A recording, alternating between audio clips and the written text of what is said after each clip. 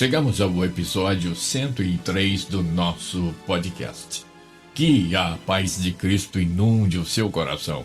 É uma honra ter você aqui comigo. Não se esqueça de fazer o download dos episódios anteriores e, se puder, compartilhe. Você pode estar abençoando vidas. O nosso tema de hoje é uma porta aberta diante de ti, com base em Apocalipse 3, de 7 a 9. A propósito, é o tema escolhido pela Igreja Evangélica em Bangu, presidida pelo jovem pastor Joelson Rangel de Oliveira, para a celebração dos seus 50 anos de fundação, durante todo o mês de setembro. Tive a elevada honra de ministrar a palavra de Deus para aqueles queridos irmãos no memorável culto de domingo, dia 18, e continuo sentindo uma alegria indizível. Eu e minha família fizemos parte do hall de membros da Igreja Evangélica em Bangu no período compreendido entre 1974 e 1980, sob o pastorado do inesquecível e amado pastor Walter Ferreira da Silva. Somos, portanto, com muito orgulho e saudades, parte da belíssima história dessa preciosa igreja. Vamos ao nosso texto base, Apocalipse 3, de 7 a 9. E ao anjo da igreja em Filadélfia escreve: assim declara aquele que é santo e verdadeiro, que possui a chave de Davi. O que ele abre, ninguém consegue fechar, e o que ele fecha, ninguém pode abrir. Conheço as tuas obras. Eis que tenho colocado diante de ti uma porta aberta que ninguém consegue fechar. Tens pouca força, mas obedeceste à minha palavra e não negaste o meu nome. Farei aos da sinagoga de Satanás, aos que se dizem judeus e não são, mas mentem, sim, farei que venham adorar prostrados aos teus pés.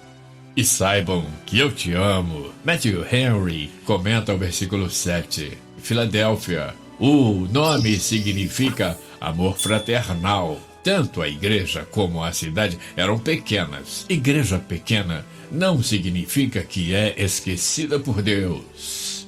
Chave de Davi. Cristo tem o direito de admitir ou excluir as pessoas do reino de Deus. Os judeus reivindicavam que só Israel tinha o privilégio de entrar no reino. O poder das chaves é a autoridade exclusiva de Jesus Cristo, o Messias davídico.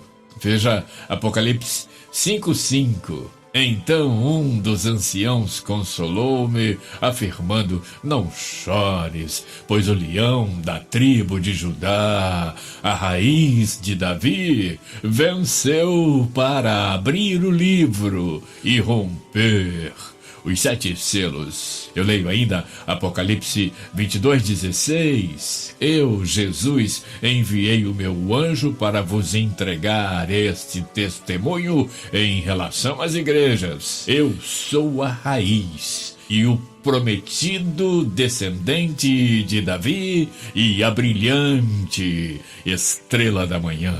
Finalizando Mateus 16:18, da mesma maneira, eu te digo que tu és Pedro, e sobre esta pedra edificarei a minha igreja, e as portas do Hades não prevalecerão contra ela. Verso 19, eu darei a ti as chaves do reino dos céus. O que ligares na terra haverá sido ligado nos céus, e o que desligares na terra haverá sido desligado nos céus. Meu tópico primeiro. Eis que diante de ti pus uma porta aberta. Ao comentar porta, no versículo 8 de Apocalipse 3, Matthew Henry afirma: o contexto indica que Cristo colocou diante do seu povo uma porta de entrada para todos os privilégios do seu reino e do serviço cristão. Uma entrada que ninguém pode impedir. Ele aponta para a primeira epístola de Paulo aos Coríntios, capítulo 16, verso 9, que eu leio para você. Porque se abriu para mim uma porta ampla e promissora, mas os inimigos são muitos. A Bíblia fala de porta cerca de 300 vezes. A porta aberta que ninguém pode fechar. Parece, nesse contexto, ser a entrada para o céu e para a nova Jerusalém. Você pode conferir em Apocalipse 3, verso 12, verso 21 e verso 22. É possível que essa porta seja também uma abertura para o testemunho ou serviço. Figuradamente, temos muitas outras portas, a saber, a porta da casa significa proteção e privacidade. A porta de trabalho significa oportunidade de sobrevivência e sucesso. No cotidiano, uma porta aberta pode significar algo novo, uma barreira a ser vencida ou uma chance de um novo empreendimento. Na vida espiritual, porta significa uma escolha, tipo porta larga e porta estreita, salvação ou perdição, certo ou errado, Jesus ou o diabo. Vejamos um exemplo. Colossenses 4, verso 3. Orando também juntamente por nós, para que Deus nos abra a porta da palavra, a fim de falarmos do mistério de Cristo, pelo qual estou também preso. E ninguém pode fechar essa porta diante de nós. Porta em grego significa força do povo. Porta é uma abertura que serve para entrar ou sair, e é assim que deve ser usada. De que adianta ter uma porta aberta e não entrar ou não sair por ela? Essa porta diante da igreja não pode ser fechada por ninguém, somente por aquele que tem as chaves. Ou, mais ainda, por aquele que é a própria porta das ovelhas. Ele é tudo em todos, já dizia o apóstolo. Seu nome, eu sou, quer dizer, posso ser o que for preciso. E Jesus é a porta. Ele nos torna livres. Veja o que ele diz. João 10, verso 9. Eu sou a porta. Se alguém entrar por mim, salvar-se-á, e entrará, e sairá, e achará pastagens. Meu tópico número 3. Mesmo com pouca força, não negaste o meu nome. Aqui temos o porquê da atitude de Jesus de colocar uma porta aberta diante da verdadeira igreja. A igreja do destemor, a igreja da fidelidade a Deus, a igreja que reconhece as suas limitações, mas conhece as suas prioridades. A. Guardar a palavra. B. Não negar o nome de Jesus. Eu vou repetir as prioridades da igreja verdadeira. A. Guardar a palavra. B. Não negar o nome de Jesus. Essas duas prioridades são o segredo para uma vida feliz, livre, em que pese o entorno. Isso mesmo. Abacuque é um extraordinário exemplo. Num contexto de perseguições e violências, num contexto de punição divina à desobediência do povo, Abacuque, da Igreja Verdadeira, escreve uma canção para o cantor mor, ou seja, o cantor principal, detalhando o que se pode fazer tendo uma porta aberta diante de si que ninguém pode fechar. Veja o texto dessa linda canção, Abacuque 3, de 17 a 19, que eu leio para você. Ainda que a figueira não floresça, nem haja uvas nas videiras, mesmo falhando toda a safra de olivas e as lavouras não produzam mantimento, as ovelhas sejam sequestradas do aprisco e o gado morra nos currais, eu, todavia, me alegrarei no Senhor e exultarei no Deus da minha salvação. E Yahvé Adonai, o Senhor soberano, é a minha força. Ele faz os meus pés como os do servo, faz-me caminhar por lugares altos. Para o cantor mor sobre os meus instrumentos de corda. Os lugares altos são a comunhão com o Senhor, a revelação dos seus mistérios e o encontrar da paz e do conforto em momentos e circunstâncias que nos parecem impossíveis de superar. Esses lugares altos, mesmo nós estando aqui embaixo, encontram-se no esconderijo do Altíssimo, como diz o Salmo 91.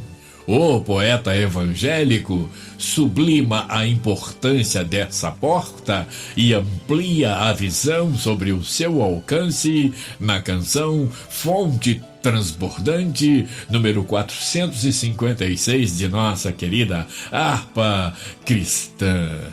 Renier Souza publica um texto, a história do hino à Fonte Transbordante, e diz, dentre outras coisas: o hino Fonte Transbordante, 456 da harpa cristã, é o testemunho impactante de um homem que experimentou a graça salvadora de Jesus. Ele se chama Frederick Arvid Blom, que mesmo tendo nascido em um lar luterano, não conhecia Jesus. Tornou-se um marinheiro e, quando migrou para os Estados Unidos, no ano de 1890, aceitou a Cristo por meio do evangelismo realizado pelo Exército da Salvação de Chicago, no estado de Illinois. Nesse grupo, ele conheceu sua esposa e em seguida se casou, mas 2 anos depois ela morreu. Com a morte dela, ele deixou o Exército da Salvação,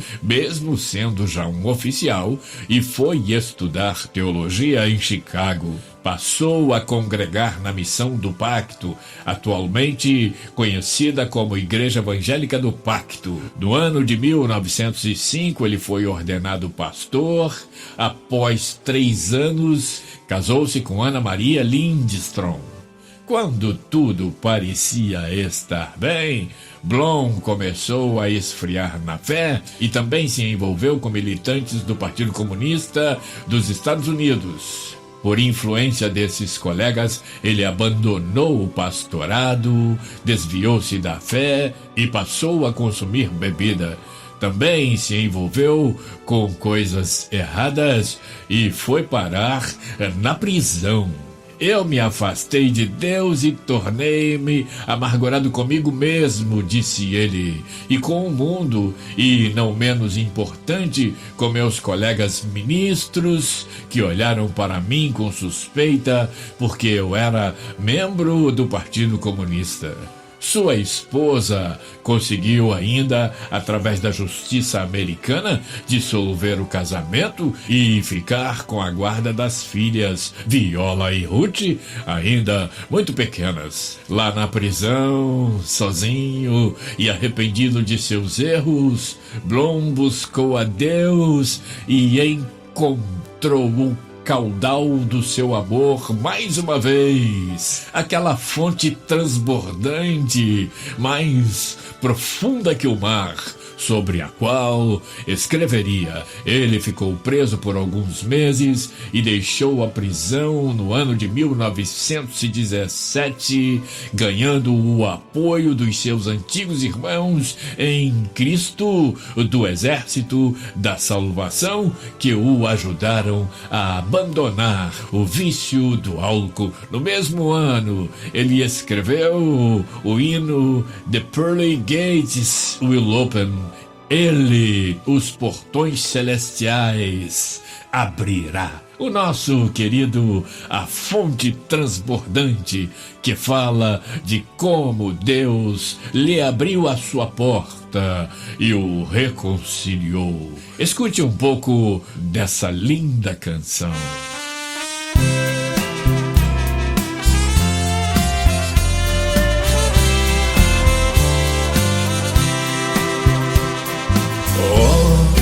Fonte transbordante, mais profunda que o mar, é de Deus o amor imenso que Jesus me veio dar.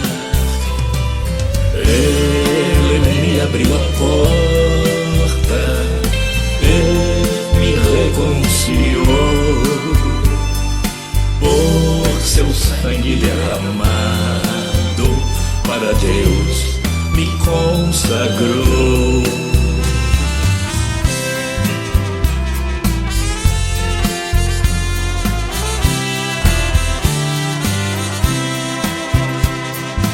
Como a pomba perseguida e cansada estava eu, mas Jesus jamais rejeita quem buscar abrigo seu. Ele me abriu a porta e me reconciliou. Por seu sangue derramado, para Deus me consagrou.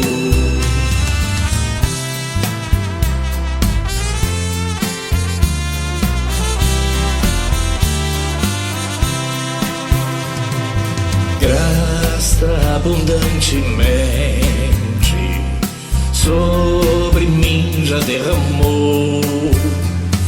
Onde abundou pecado, graça superabundou.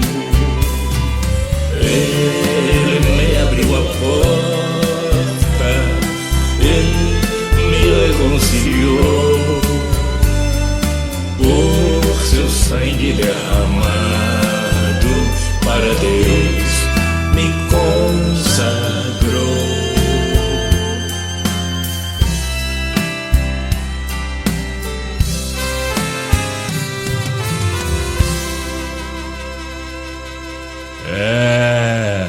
Eis que diante de ti pus uma porta aberta e ninguém a pode fechar.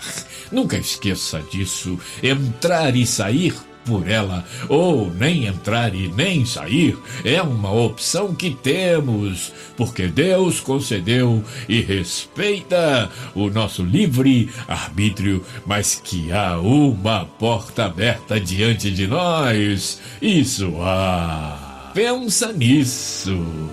E que o Senhor te abençoe e te guarde. Que o Senhor faça resplandecer o seu rosto sobre ti e tenha misericórdia de ti. Que o Senhor sobre ti levante o seu rosto e te dê a paz. Obrigado por estar aqui comigo. Até o próximo episódio, na semana que vem, se Deus quiser.